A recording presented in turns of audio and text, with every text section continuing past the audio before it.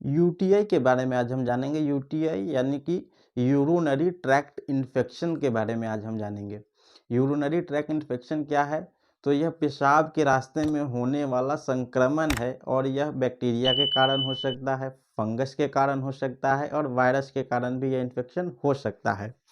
और यह महिला और पुरुष दोनों में यह इन्फेक्शन पाया जाता है, लेकिन आज हम बात करेंगे महिलाओं के यूटीआई के बारे में, क्योंकि क्या होता है कि महिला जो है यूटीआई से ज़्यादा संक्रमित होती है पुरुष की अपेक्षा, क्योंकि पुरुष जो है यूटीआई का संक्रमण जो है पुरुषों में कम पाया जाता है और महिलाओं में यूटीआई का जो समस्या है, संक्रमण जो है वो ज़्यादा पाया जाता है। तो इस वीडियो में हम बात करेंगे महिलाओं को यूटीआई से किस तरीके से बचना है, इसका इलाज क्या है, इसका लक्षण क्या है, इसका डायग्नोसिस कैसे होता है, इन सारी बातों को इस वीडियो में हम जानेंगे। तो चलिए बारी-बारी से जान लेते हैं।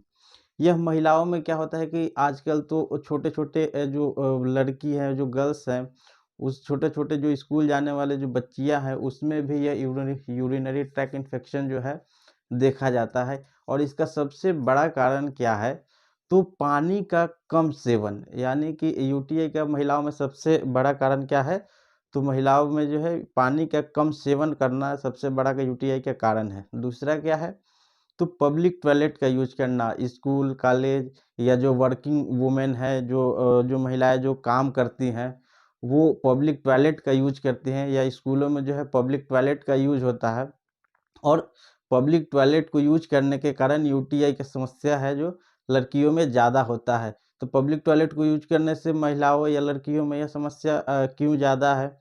तो जो टॉयलेट सीट और महिला जो है जब भी शौच करती हैं तो बैठ के करती हैं, और बैठ के शौच करने के कारण क्या होता है कि टॉयलेट सीट का और महिलाओं के प्राइवेट पार्ट का जो डिस्टेंस जो होता है, दूरी काफ़ी कम होता है पुरुषों की अपेक्षा। पुरुष जो है खड़ा होकर के टॉयलेट करते हैं, तो उनके प्राइवेट पार्ट और टॉयलेट सीट का जो डिस्टेंस होता है वो काफ़ी थोड़ा ज़्यादा होता है और वो डिस्टेंस मेंटेन होता है, इसलिए यूटीआई का जो खतरा होता है पुरुषों में कम होता है। और महिलाओं में क्या होता है कि वो जो बैठ के पेशाब करती हैं, तो उस समय जो उनके प्राइवेट पार्ट और टॉयलेट सीट का जो है डिस्टेंस काफ़ी कम होता है, तो वहाँ पे यूटीआई यानी कि वहाँ से उस टॉयलेट से बैक्टीरिया, फंगस या वायरस का जो है प्रवेश जो है महिलाओं के प्राइवेट पार्ट्स में ईज़िली हो जाता है। इसलिए जो है पुरुषों की अपेक्षा महिलाओं में जो है यूटीआई की समस्या ज़्यादा होता है। इसके अलावा तीसरे कारण जो महिलाओं में यूटीआई का है उसके बारे में बात करें, तो महिलाएँ जो हैं क्या होता है कि शौच के बाद जो है, यानी कि जो लैट्रिन करने के बाद जो एनल का जो क्लीनिंग होता है, जो एनस को धोने का जो तरीका होता है, वो पीछे से आगे की तरफ साफ़ करती हैं और पानी से जो है अपने एनस यानी कि मलद्वार को धोती हैं।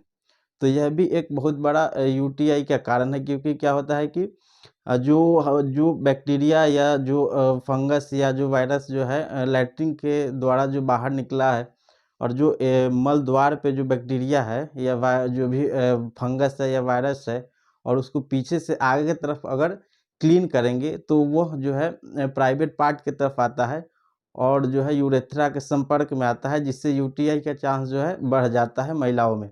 तो महिलाओं को जब भी प्राइवेट पार्ट या जो है मल द्वार को जो धोना है, तो लैट्रिन करने के बाद जो है, जब भी शौच करने के बाद जो उसको क्लीन करना है, तो पीछे से आगे की तरफ नहीं, आगे से पीछे की तरफ क्लीनिंग करना चाहिए।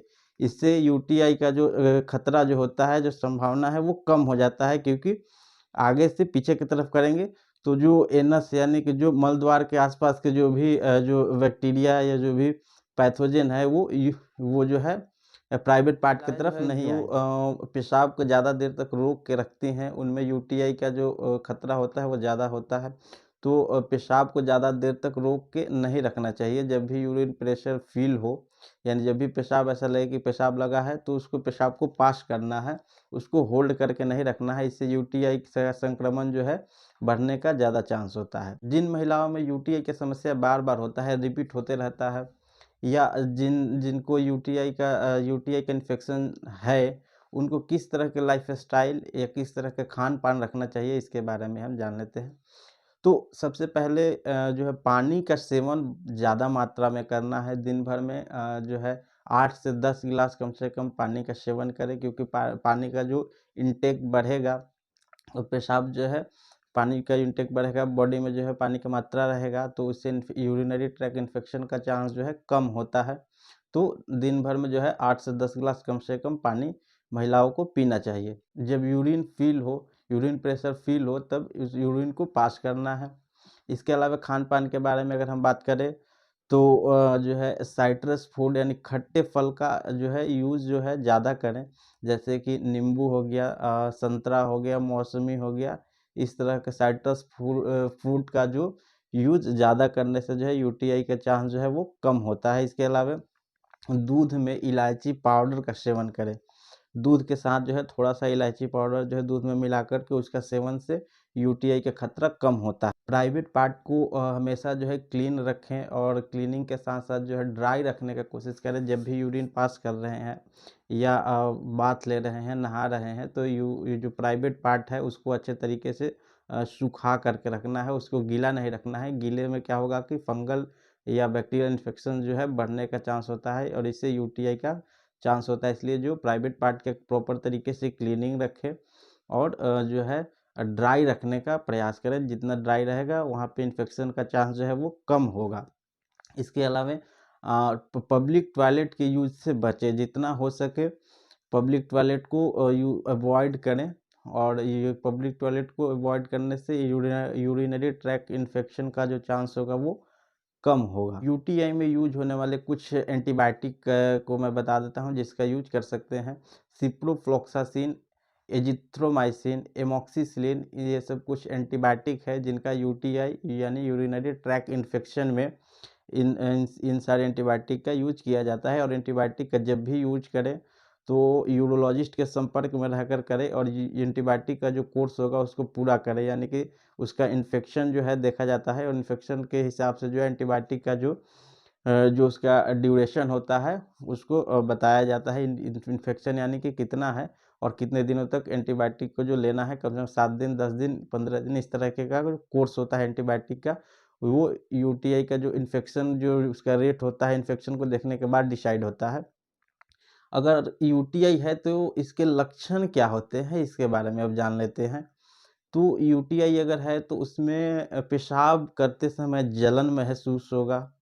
इसके अलावा पेट के निचले हिस्से में क्या होगा कि दर्द होगा और पेट ये जो पेशाब का जो थैली होता है जिसको यूरिनरी ब्लैडर कहते हैं उसमें भी जलन महसूस होता है और पेशाब को बाहर निकालते समय जो पेशाब का जो रास्ता होता है उसमें काफ़ी जलन होता है। इसके अलावा कभी-कभी यूटीआई जो है बढ़ जाता है तो ब्लीडिंग भी होता है। इसके अलावा अगर पेशाब का कलर चेंज हो जाएगा, पेशाब में जो है स्मेल आएगा, बदबू आता है, ये सब यूटीआई के लक्षण हो सकते हैं।